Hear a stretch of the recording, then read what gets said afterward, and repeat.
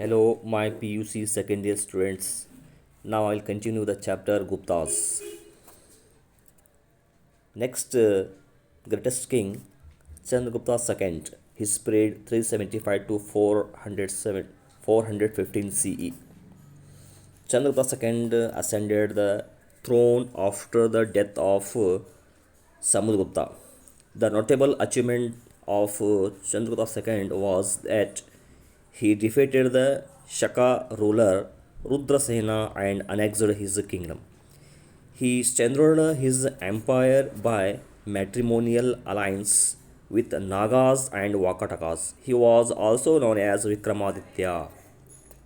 He was a great patron of scholars and poets.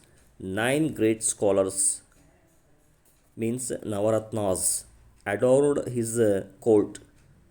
Ujjain became the second capital during his reign. Next, Fahian's visit. Fahian was a Chinese traveler. He visited India during the reign of Chandragupta II. He came to India to study Buddhism in the land of his birth, in the land of its birth. He has recorded his observation in his book Ghoko Ki. The book throws light on religious, economic, and social conditions of those times. Next, about Golden Age.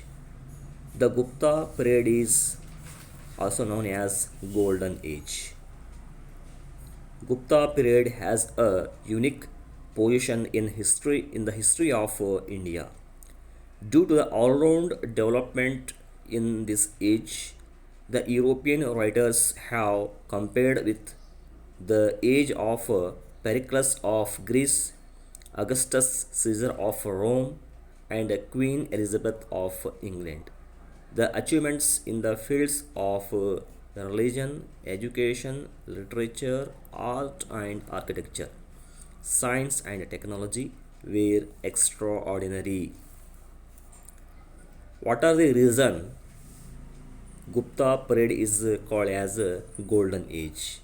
First point, revival of Hinduism. Revival of Hinduism is one of the outstanding features of the Gupta age. The Gupta emperors were the followers of Hinduism, yet they were tolerant towards other religions like Buddhism and Jainism. The Hindu religion received great encouragement. It became the state religion of Guptas. The worship of Vishnu, Shiva, and Durga became very popular. The Gupta rulers performed Vedic rites and sacrifices. The Vedic rituals like Ashwamedha, Vajpaya, and Rajasuya yagas were performed with all splendor. Many Vishnu temples were also constructed during the Gupta age. They assumed the title Parama Bhagavata, which indicates their devotion to Lord Vishnu. Shaiva and Shakti cult were also popular. Next point, education. Education greatly flourished under the Guptas. The kings themselves were great scholars and educationists. Educationalists. They paid special they paid special attention to education. There were a number of universities during the Gupta age. The universities attracted not only Indians but also foreign students. Takshashila, Nalanda, Ajanta, and Saranath were well known Gupta universities. Pataliputra and Vallabhi were great centers of education. The important subjects taught were Puranas, literature, philosophy, arithmetic, astrology, and science. Next point, literature. Religious literature, including the Vedas, which were in the form of hymns, were brought into writing during the Gupta period. The Gupta age is called the golden age of Sanskrit literature. Samudragupta has been described as a king among poets in Allahabad inscription. He was also a gifted musician and a great scholar of the Vedas. There were Navaratnas in the court of Chandragupta II. Among them, Kalidasa was the greatest poet and dramatist of ancient India. He wrote famous drama like Malvikagni Mitra, Vikramoroshiya, and Shakuntala. Then great epics like Raghuvamsha and Kumara Sambhava, and lyrical poems like Megha Dota and Ritu Samhara. Then important scholars and their works. For example, Shudraka, his book name Mrchakatika. Then Bharavi, Kira Tarjuniya. Dandi, his book name Kavya Darsha and Dashakumara Charite. They are the other scholars of Gupta period. Next, science and technology. Tremendous progress was achieved in the fields of science, mathematics, astronomy, medicine, and metallurgy. Aryabhatta was the greatest mathematician and astronomer of this period. He discussed in his book Surya Siddhanta as to how the earth revolves on its axis and as to how lunar and solar eclipse occur. Aryabhatiya Aryabhatiya was his another book. He has described about the decimal system in this work. Next, another mathematician, Brahma Gupta. He showed the importance of zero. Varahamihira was one of the greatest scientists of this age. He wrote Pancha Siddhantika, Brahat Jataka, and Laghu Jataka. He was an authority on astronomy, botany, mathematics, and geography.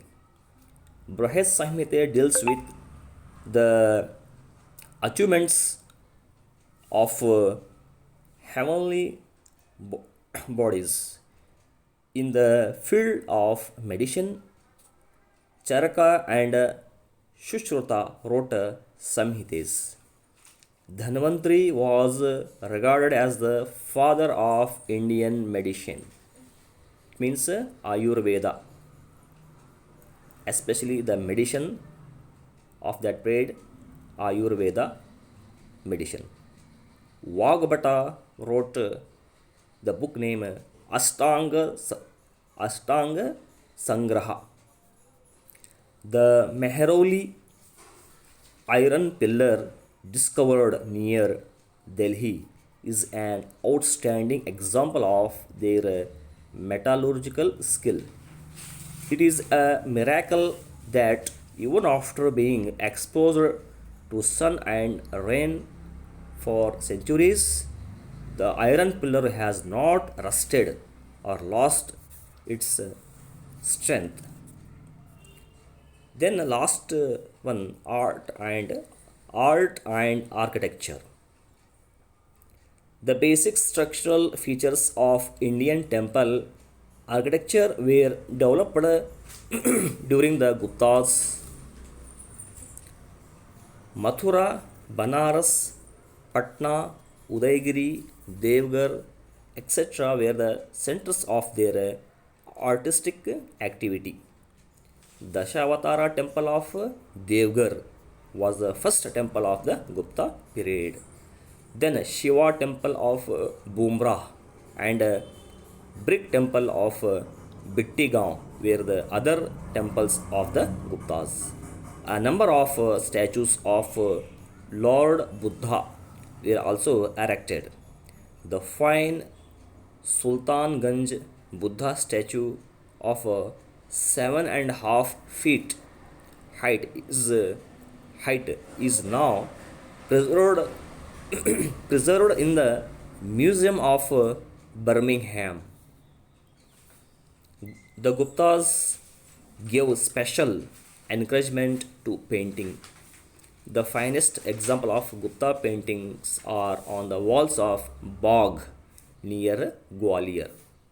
Gupta rulers built many cave temples in Ajanta. The Gupta painters painted the scenes from the life of Buddha.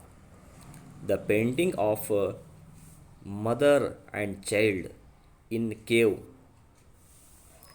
17 is quite realistic and beautiful among the Ajanta paintings.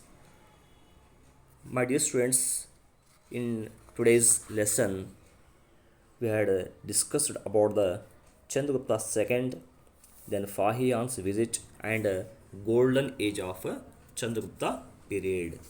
I hope all of you understood. Thank you for watching and listening.